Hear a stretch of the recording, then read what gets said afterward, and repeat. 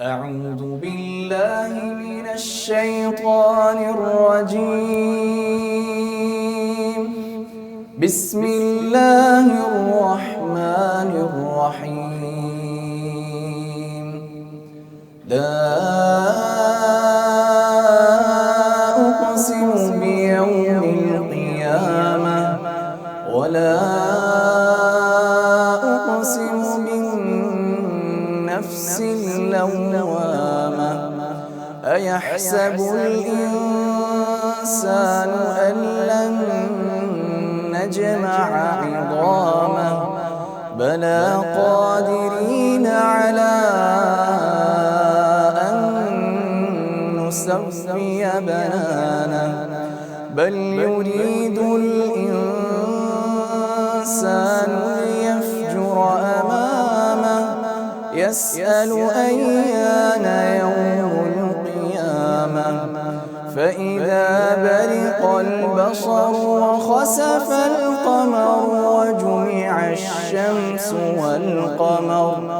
يقول الإنسان يومئذ أين المفر كلا لا وزر إلى ربك يومئذ المستقر ينبأ الإنسان يومئذ بما قدم وأخر بل الإنسان على نفسه بصيرة ولو ألقى معاذيره لا تحرك به لسانك لتعجل به إن علينا جمعه وقرآنه فإذا قرأناه فاتبع قرآنه ثم إن علينا بيانه كلا بل تحبون العاجلة وتذرون الآخرة وجوه يومئذ ناظرة إلى ربها ناظرة ووجوه يومئذ باسرة تظن أن يفعل بها فاقرة كلا إذا بلغت التراقي وقيل من